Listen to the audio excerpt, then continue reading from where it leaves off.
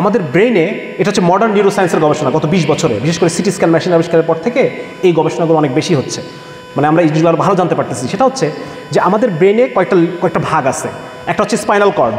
Spinal cord অংশটা যে কাজগুলো, ওই কাজগুলো করে, যেই কাজগুলো আসলে অটোমেটিক্যালি হয়, রিফ্লেক্স অ্যাক্টিভিটি যেগুলো আছে, এইগুলো লোয়ার সেন্টার।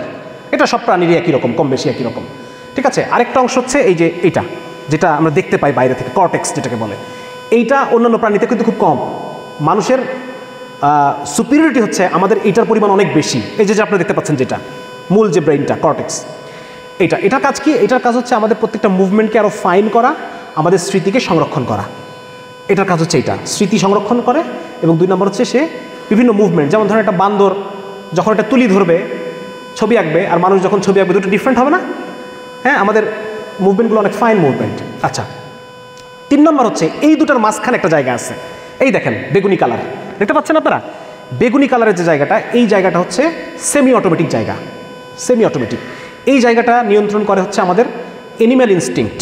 মানে আমরা যেমন ধরেন, আমি এত কথা না বলে উদাহরণ দিয়ে শেষ করে দিই। আপনার সামনে একটা বিরিয়ানি আছে, বিরিয়ানি। আপনার এই স্পাইনাল কর্ড আপনাকে জানাবে যে আপনার ক্ষুধা লাগছে। আমার কথা বুঝতে পারতেছেন? এ জানাবে আপনার ক্ষুধা লাগছে। আর হচ্ছে এই যে বেগুনি যে অংশটা, ও বলবে যে তুই খা, তোর ক্ষুধা লাগছে, তোর কাজ এখন খাওয়া, অন্য কোনো কিছু চিন্তা করা তোর কাজ না। আর এই যে কর্টেক্স, ও বলবে যে এটা খাইস না, এটা অন্য কারোরও হতে পারে। আমার কথা বুঝতে পারছেন? বিবেক, এটা হচ্ছে বিবেক। কিন্তু প্রবলেম হচ্ছে যে ধরেন একটা ইনফরমেশন আপনার বিবেকে আছে, এইটা বেশি কার্যকর হবে নাকি যে ইনফরমেশনটা আপনার সেমি অটোমেটিক জায়গায় আছে ওইটা বেশি কার্যকর হবে? যেটা সেমি অটোমেটিক, যেটা করার জন্য আপনাকে চিন্তা করতে হচ্ছে না। আমার কথা বুঝতে পারছেন? কর্টেক্সে যে ইনফরমেশনটা আছে, এইটা অ্যাপ্লাই করার জন্য আপনাকে চিন্তা করতে হয়, আপনাকে প্রসেসিং করে তারপর সিদ্ধান্ত আসতে হয়। আর এই বেগুনি জায়গায় যে ইনফরমেশনগুলো আপনার থাকবে, সেইটার জন্য আপনাকে চিন্তা করতে হবে না। যেমন ধরেন আপনি জঙ্গলের মধ্যে হাঁটতেছেন, হাঁটতে হাঁটতে হঠাৎ করে সিংহ চলে আসছে। এখন আপনি চিন্তা করতেছেন, এটা কি বাঘ না সিংহ? এটা কি আফ্রিকান সিংহ না ইন্ডিয়ান সিংহ? এইটা কি পুরুষ না মেয়ে? এইটার কি মানে আপনি বিভিন্ন চিন্তা করতেছেন। এত চিন্তা করার টাইম আছে আপনার? হ্যাঁ, আপনি তখন কি, আপনার কাজ কি? আপনি তখন পিছনে ঘুরবেন, দৌড় দিবেন, সামনে গাছ পেলে পট করে উঠে পড়বেন নাকি? এই যে যে অচিন্তিত কাজ, এই কাজটা করে এই বেগুনি অংশটা। সুতরাং আমাদের এই সুচিন্তিত জায়গায় যে ইনফরমেশনগুলো আছে, এই ইনফরমেশনটাগুলোকে যদি আমরা রিপিটেডলি করার মাধ্যমে, বলার মাধ্যমে, শোনার মাধ্যমে, বারবার আমার কানের কাছে এটা বাজতেছে, আমি এটা পারফর্ম করতেছি, আমি অন্যজনকে বলতেছি, লিপ মুভমেন্ট, হ্যান্ড মুভমেন্ট, বিভিন্ন মুভমেন্টের মধ্যে দিয়ে এই ইনফরমেশনটাকে ওই বেগুনি জায়গায় নেওয়া যায়। আমার কথা বুঝতে পারছেন না কি বলতেছি আমি? বেগুনি জায়গায় থাকে হচ্ছে রেডি তথ্য। এখন ধর্মকে আমরা রেখে দিছি এই জায়গায়, যে তুমি যখন মসজিদে থাকবা তখন ধর্ম করবা, মসজিদ থেকে বাইরে হলে ধর্ম আর করবা না। সচেতন জায়গায় রেখে দিছি, সচেতনভাবে করি, সচেতনভাবে রেখে আসি। ধর্মকে আমরা এই জায়গায় নিয়ে গেছি। কিন্তু ধর্মটাকে যদি আমরা আমাদের ডে টু লাইফ প্র্যাকটিসে, অফিসে ধর্ম, স্কুলে ধর্ম, শিক্ষা ব্যবস্থায় ধর্ম, ইসলাম শিক্ষা বই পড়তেছি সেখানেও ধর্ম, ফিজিক্স পড়তেছি সেখানেও ধর্ম, সেখানে মুসলিম বিজ্ঞানীদের কথা আছে। তারপর হচ্ছে আপনার কেমিস্ট্রি পড়তেছি সেখানেও ইসলাম, সেখানেও ধর্ম। এই যে এইটার মধ্য দিয়ে মানুষের যে শিক্ষাটা, হ্যাঁ, এই শিক্ষাটাকে ওই কন্ট্রোলের জায়গায় নেওয়া যেত। তার মানে আমি যেটা বলতে চাচ্ছি, বর্তমান সেকুলার শিক্ষা ব্যবস্থা মানুষের নিউরোসায়েন্সের যে মেকানিজম, মানুষের কন্ট্রোলিং মেকানিজম, এটার সাথে যায় না। বরং ধর্মকে যদি আমরা সব মানে সেকুলার না রেখে সবখানে আনতে পারতাম ইসলামকে, তাহলে পরে আমাদের ইসলামের যে ব্রেক সিস্টেম বা ইসলামের যে বিহেভিয়ার কন্ট্রোলিং মেকানিজম, সেটা চলে আসতো অটোমেটিক। তখন আপনাকে চিন্তা করে ঘুষ খাবো না এটা চিন্তা করতে হতো না, সে অটোমেটিক্যালি কাজটা করতো। ইসলাম এই মানে ম্যানিপুলেশনটা করে, কিন্তু সেটা আমরা ইসলামকে করতে দেই নাই সেকুলারিজমের মধ্য দিয়ে। কি হলো? অফ হয়ে গেল? আচ্ছা, তো যার কারণে এটা হচ্ছে জিনিস। সুতরাং এখন যে সেকুলার শিক্ষা, এটা মানুষের আচরণকে নিয়ন্ত্রণ করতে পারে না। আমরা যদি শিক্ষা ব্যবস্থার জায়গায় ইসলামকে আনতে পারতাম, তাহলে পরে আমরা মানুষের আচরণকে নিয়ন্ত্রণ করে অমরের মতো মানুষ দিতে পারতাম, সাহাবীদের মতো সোনার মানুষ তৈরি করতে পারতাম। এই দেখেন, এই শিক্ষা ডিপ্রেশন, আত্মহত্যাকে থামাইতে পারে নাই। হ্যাঁ, যারা মুসলিম তারা বেশি দান করে, তারপর হচ্ছে যারা মুসলিম তারা আত্মহত্যা কম করে, যারা ধার্মিক, যারা মুসলমান তারা জুয়া কম খেলে, ব্যভিচার, যারা ইসলাম, এগুলো পড়ে নেন আপনারা, যারা মুসলমান তারা ব্যভিচার কম করে, মদ পান, মুসলমানরা মদ পান কম করে। তার মানে সেকুলার শিক্ষা দিয়ে আমি এই জিনিসগুলো পাবো না। আমি যদি একটা আদর্শ জেনারেশন তৈরি করতে চাই যারা এই কাজগুলো করবে না, তাহলে সেই ক্ষেত্রে আমাকে তাকে আদর্শ মুসলিম হিসেবে তৈরি করতে হবে। এটা খুব এভিডেন্ট, আমাদের এই রিসার্চগুলো থেকে আমরা এটা খুব স্পষ্ট বুঝতে পারতেছি। আচ্ছা, তারপর যেখানে কিছু সহশিক্ষা নিয়ে কিছু আলাপ আছে, এখানে মেয়েরা আছে কিনা আমি জানি না, সহশিক্ষা নিয়ে কিছু আলাপ আছে। এখানে আমি দেখানোর চেষ্টা করছি যে আসলে যত রিসার্চ, এডুকেশন নিয়ে যত রিসার্চ, সমস্ত রিসার্চ বলতেছে যে সিঙ্গেল সেক্স এডুকেশন এইটা একাডেমিক পারফরমেন্সের জন্য বেশি ভালো।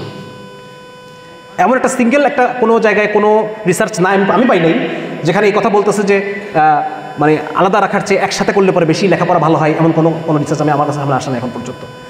তো যার কারণে এটা আমি জানি না স্কুলে যেগুলো দেখবেন সবচেয়ে ভালো স্কুলগুলো সেগুলো সব ইউনিসেক্স, মনোসেক্স, যেগুলো সবচেয়ে ভালো college Notre Dame, cadet college, জেলা স্কুল, তারপর হচ্ছে হলি ক্রস, ভিকারুন্নিসা, সব দেখবেন যে যেগুলো ভালো রেজাল্ট করে। তাহলে আমি জানি না যে ভার্সিটি কালচারটা কেন ডিফারেন্ট হতে হবে। ভার্সিটিকে আমরা পড়াশোনা করার জন্য আসি নাই নাকি অন্য কিছু করার জন্য আসছি? যদি পড়াশোনা করার জন্য এসে থাকি তাহলে এখানেও তো সেটাই হওয়া উচিত ছিল যেটা সবচেয়ে ভালো পড়াশোনার জন্য, ঠিক কিনা? আর যদি অন্য কিছু করার জন্য এসে থাকি সেটা ভিডিও কথা, সে আলাপে আমি যাচ্ছি না। এই দেখেন এখানে আমি রিসার্চগুলো আনছি, পাশে রেফারেন্স আছে, এগুলো আপনারা দেখে নিন।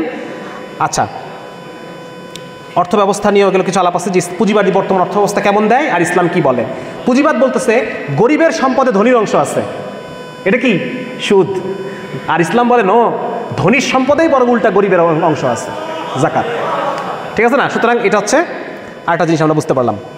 এখানে আমি অনেক আলোচনা নিয়ে আসছি, এগুলো দরকার নেই, এই যে দুনিয়া ধ্বংস করে ফেলতেছে। আচ্ছা, লাস্ট হচ্ছে এই পরে দেখি এই সমাজে আমাদের আরেকটা জিনিস দরকার হবে, সেটা হচ্ছে বিকাশের জায়গা দরকার হবে। পশ্চিমা বিশ্বে তাদের ফ্যামিলি অত্যধিক পরিমাণে ভঙ্গুর অবস্থা, সমস্ত বিবাহিত সম্পর্ক, বিয়ে হয়েছে এই ধরনের সম্পর্কে 40% ডিভোর্স হয়ে যায়। আর অধিকাংশ তো বিয়ে করেই না, তারা লিভ টুগেদার কালচারে বিশ্বাসী। লিভ টুগেদার কালচারের মধ্যে 66% ডিভোর্স হয়ে যায় প্রথম সন্তান জন্মের পর, বাকিগুলো ডিভোর্স হয়ে যায় দ্বিতীয় সন্তান জন্মের পর। তাহলে পরে সন্তানের যে ব্রিডিং গ্রাউন্ড, সন্তান বড় হওয়ার জন্য যে আদর্শ একটা বিকাশের জায়গা, এটা থাকতেছে? এটা তো থাকতেছে না। সুতরাং ওদের ফর্মুলা মেনে চললে আমাদেরও একই অবস্থা হবে। অলরেডি হচ্ছে, ঢাকা শহরে প্রতি ঘন্টা একটা তালাক। হ্যাঁ, আপনারা এটা সার্চ দিয়ে এই সংবাদ পেয়ে যাবেন, প্রতি ঘন্টা একটা তালাক, এবং তালাক বেশি দিচ্ছে মেয়েরা। কেন রে বাবা, কাহিনী কি এখানে? নিশ্চয়ই কাহিনী আছে। হ্যাঁ, ঘটনা তো একটা আছেই, এই ঘটনাটা আমাকে অ্যাড্রেস করতে হবে, নিশ্চয়ই একটা ঘটনা আছে। কেন মেয়েরা তো বরং আমাদের মেডিকেল সায়েন্স বলে যে মেয়েদের আছে অক্সিটোসিন হরমোন। এই হরমোনের কারণে মেয়েরা মোর কেয়ারফুল টু রিলেশন টিকায় রাখার জন্য মেয়েদের ডেডিকেশন, মেয়েদের চেষ্টা, মেয়েদের স্যাক্রিফাইস অনেক বেশি হওয়ার কথা তাদের ব্রেন ম্যাপ এবং তাদের হরমোনাল যে প্রোফাইল, এটার কারণে। কিন্তু সেটা হচ্ছে না, উল্টা হচ্ছে। কেন? নিশ্চয়ই কোনো কাহিনী করছো তোমরা, ঠিক আছে? আচ্ছা, এখানে দেখি, এই যে দেখেন, এই যে ইউরোপ আমেরিকার কি অবস্থা। ইউরোপ আমেরিকার স্ট্যাটিস্টিক্স আমি ওই চার্টটা নিয়ে আসি নাই, আমার কোন বইয়ের মধ্যে যেন আছে, মানসাঙ্ক বইয়ের মধ্যে আছে মনে হয়, যে ওখানে আমি দেখানোর চেষ্টা করছি যে ইউরোপের সমস্ত দেশ এবং আমেরিকায় 40% সন্তান জারজ, ঠিক আছে? এবং আরও রিসার্চ আছে মজার, সেটা হচ্ছে বাবা, ওরা রিসার্চ করে দেখছে, আপনারা বিরক্ত হচ্ছেন? ওরা রিসার্চ করে, শোনেন, ওরা সব কাজ রিসার্চ করে। আচ্ছা, ওরা বলতেছে যে পরিবারে বাবা সন্তানকে ডিটার্ড কনজাম্পশন শেখায়। আপনাকে যখন আপনার মেয়ে বলতেছে বাবা আমার গিনিপিগ লাগবে, তুই কি, আমি বলছি বাবা নিও, পরে নিও, আজকে না। এই যে ডিটার্ড তার যে কনজাম্পশন, এটাকে আপনি কি করলেন? থামায় দিলেন। এইটা তাকে রিয়েলিটি শেখাবে যে বাবা তুমি যা চাও তাই সবসময় পাওয়া, তা কিন্তু না, জীবনের রিয়েলিটি শেখাবে তাকে এটা, ঠিক আছে? এবং ওরা দেখছে যে বাবা যেহেতু সন্তানের কনজাম্পশনকে ডিটার্ড করে, পরিবার থেকে বাবাকে সরাই দেওয়া গেলে পরে ওই সন্তানটা কি হবে? কম্পালসিভ কনজিউমার হবে। সে ভোগের পর ভোগ করতে থাকবে, সে বিভিন্ন পণ্য, প্রোডাক্ট, সার্ভিস নিতে থাকবে একের পর এক। সুতরাং এই যারা পুঁজিপতি সার্কেল, এদের জন্য পরিবারে বাপ থাকাটা ভালো না থাকাটা ভালো? ভোক্তা, তাদের লাগবে ভোক্তা, প্রোডাক্ট কেনার জন্য লোক লাগবে। সো তারা এমন একটা সমাজ ব্যবস্থা তৈরি করছে যেখানে হাজব্যান্ড ওয়াইফ কনফ্লিক্ট হবে এবং আলটিমেটলি হাজব্যান্ড থাকবে না। সেটাই হচ্ছে পশ্চিমা বিশ্বে। ব্রিটেনের 1/3 বাচ্চা বাবা ছাড়া বড় হচ্ছে। হ্যাঁ, এবং আমি দেখালাম যে বিশেষ করে ওয়েস্ট ইউরোপের 50% বাচ্চা জারজ, 50% বাচ্চা জারজ। এবং এদের কী হয় আলটিমেটলি দেখেন, তাদের স্বাস্থ্য কম, তাদের আচরণগত সমস্যা থাকে, আত্মহত্যার প্রচেষ্টার সম্ভাবনা দ্বিগুণ, তারা বিভিন্ন এক্সটার্নালাইজিং বিহেভিয়ার যেগুলোকে বলে, অস্ত্র বহন করা, মারপিট করা, মোড়ে, কিশোর গ্যাং, এগুলো করার সম্ভাবনা তাদের বেশি, স্কুল থেকে ঝরে পড়ার সম্ভাবনা দ্বিগুণ, কারাগারে যাবার সম্ভাবনা 12 গুণ বেশি, হ্যাঁ, এবং ভবিষ্যতে কিশোর অপরাধ। তো এটা তো আমরা চাই না, চাই এটা। সুতরাং নতুন সমাজ বিনির্মাণে ইসলাম কি প্রস্তাবনা দেয়? ইসলাম, বললাম না, ইসলাম কার কাছ থেকে আসছে? এমন একজনের কাছ থেকে আসছে যিনি মানুষের বায়োলজি সম্পর্কে জানেন। আল্লাহ তাআলা জানেন আমি মেয়েদেরকে কী দিয়ে তৈরি করছি, পুরুষকে কী দিয়ে তৈরি করছি, এটা আল্লাহ তাআলা জানেন, ঠিক আছে? এই যে এটা আমার আপকামিং যে বইটা, সেই বই থেকে আমি আনছি। এটা বইটার নাম হচ্ছে এই অবেলায়। এই অবেলায় বইটা হচ্ছে যারা স্কুল কলেজ ভার্সিটিতে পড়ে তাদের জন্য, তারা কি কি প্রবলেম ফেস করে তাদের লাইফে সেটা আমি আনার চেষ্টা করছি। ছেলে এবং মেয়ে এই দুইটা, আমরা যে দুইটা মানে উপাদান মানব জাতির, আমরা মানুষ হলেও আমাদের সব কিছু ভিন্ন। আমাদের বডি স্ট্রাকচার, আমাদের ভিতরের হরমোনাল প্রোফাইল, আমাদের ব্রেনের বিভিন্ন স্ট্রাকচার অ্যান্ড ম্যাপিং সব ভিন্ন। আমি এখানে আনছি, আপনার পড়ে নিন। হ্যাঁ, সেখানে সবই ভিন্ন। এখানে ইকুয়ালিটির কোনো সুযোগ নাই। এবং আল্লাহ রাব্বুল আলামিন যেহেতু উনি এটাকে সৃষ্টি করছেন, উনি ওইভাবে করে ইকুয়াল রাখেন নাই, আল্লাহ তাআলা সুষম করে দিচ্ছেন। হ্যাঁ, এবং আল্লাহ তাআলা বলতেছেন আর রিজালু কাওয়ামুনা আলান নিসা, পরিবারে পুরুষের স্থান নারীর উপরে। কারণ আল্লাহ ওইভাবে বানাইছেন তাকে।